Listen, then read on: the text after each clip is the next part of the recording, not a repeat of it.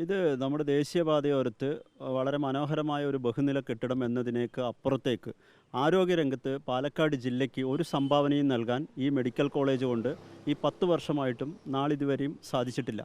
ഇന്നും ഒരു accident case വന്നിട്ടുണ്ടെങ്കിൽ എമർജൻസി ആയിട്ട് അദ്ദേഹത്തിൻ്റെ ജീവൻ രക്ഷിക്കണമെങ്കിൽ തൃശ്ശൂരിലേക്കോ കോയമ്പത്തൂരിലേക്കോ പോകേണ്ട സാഹചര്യമാണ്. അതിന് പ്രധാനമായിട്ടും ഉയർന്നു കേൾക്കുന്ന ഒരു ആരോപണം എന്നത് കോയമ്പത്തൂരിലെയും തൃശ്ശൂരിലെയും സ്വകാര്യ ആശുപത്രികളെ സഹായിക്കുന്നതിന് വേണ്ടിയാണ് സർക്കാർ ഈ മെഡിക്കൽ കോളേജിൻ്റെ പ്രവർത്തനം ഇത്തരത്തിൽ ലക്ഷ്യബോധമില്ലാതെ കൈകാര്യം ചെയ്യുന്ന ഒരു ആരോപണം ശക്തമാണ്.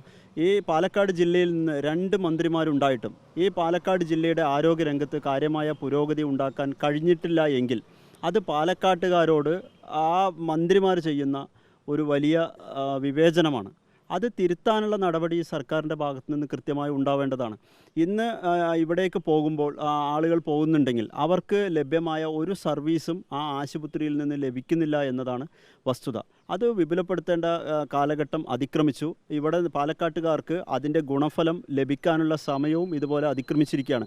ഇപ്പോൾ ഡോക്ടർമാരെ ഉൽപ്പാദിപ്പിക്കുന്ന ഒരു കേന്ദ്രം മാത്രമായി അത് മാറിയിരിക്കുകയാണ്. ആ ഡോക്ടർമാർ തന്നെ അവർക്ക് മികച്ച രീതിയിൽ പഠിച്ചിറങ്ങണമെങ്കിൽ രോഗികളെ പരിശോധിച്ചിട്ടുള്ള ഒരു അനുഭവ പരിചയം വേണം. അതിന് അവർക്ക് കഴിയാതെ വന്നപ്പോൾ അവർ വലിയൊരു സമരം നടത്തിയപ്പോഴാണ് സർക്കാരിൻ്റെ ശ്രദ്ധയിലേക്ക് ഈ വിഷയം ചെറിയ തോതിലെങ്കിലും വരുന്നത്.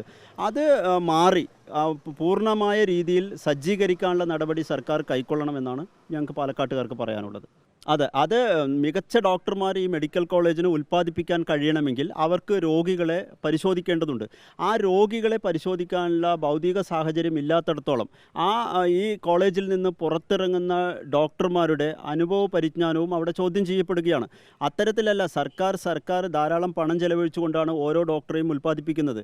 സ്വാഭാവികമായും ആ ഡോക്ടർ മികച്ച രീതിയിൽ പഠിച്ചിറങ്ങി സമൂഹത്തെ സർവീസ് ചെയ്തെങ്കിൽ മാത്രമേ നമ്മളുടെ ആരോഗ്യ മേഖലയിലെ ലക്ഷ്യം നമുക്ക് കൈവരിക്കാൻ കഴിയുകയുള്ളൂ. ഇവിടെ അത്തരത്തിലുള്ള ഒരു ഇടപെടൽ സർക്കാരിൻ്റെ ഭാഗത്തുനിന്ന് ഉണ്ടാവുന്നില്ല. അതിൻ്റെ ഭാഗമായി അവിടെ പഠിച്ചിറങ്ങുന്ന ഡോക്ടർമാരുടെ അനുഭവ പരിജ്ഞാനത്തിൻ്റെ കാര്യത്തിലും പൊതുസമൂഹത്തിന് വലിയ സംശയം ഉണ്ടാവുകയാണ്. അത് മനോഹരമായ ഒരു കെട്ടിടത്തിന് അപ്പുറത്തേക്ക് പാലക്കാട്ടുകാരുടെ ആരോഗ്യ രംഗത്തിന് ഒരു സംഭാവനയും നൽകാൻ ഈ മെഡിക്കൽ കോളേജ് കൊണ്ട് കഴിഞ്ഞിട്ടില്ല. അതിനൊരു തിരുത്താണ് പാലക്കാട് നിരന്തരമായി ആവശ്യപ്പെട്ടുകൊണ്ടിരിക്കുന്നത്. ആ ആവശ്യങ്ങളോടെല്ലാം മുഖം തിരിച്ചു നിൽക്കുന്ന ഒരു നിലപാടാണ് സംസ്ഥാന ഗവൺമെൻറ് കൈക്കൊണ്ടിരിക്കുന്നത്. അത് പാലക്കാട് ജില്ലയിൽ നിന്ന് 2 മന്ത്രിമാരുണ്ടായിട്ടും പാലക്കാടിന് ഇതാണ് അവസ്ഥ എങ്കിൽ ഇനി ഏത് കാലത്താണ് പാലക്കാടിൻ്റെ ആരോഗ്യരംഗത്തേക്ക് ഒരു വെളിച്ചം കൊണ്ടുവരാൻ സാധിക്കുക എന്നുള്ളതാണ് പ്രധാനമായി ഉയർന്നു വരുന്ന ചോദ്യം. മറ്റത് നമുക്ക് പാലക്കാടുള്ള ജില്ലാ ആശുപത്രിയാണ്. ട്രോമ കെയർ ഉദ്ഘാടനം കഴിഞ്ഞു. ആരോഗ്യമന്ത്രിയായിരുന്നു അന്നത്തെ ആരോഗ്യമന്ത്രി ശൈലജ ടീച്ചറാണ് ട്രോമ കെയർ ഉദ്ഘാടനം ചെയ്തത്.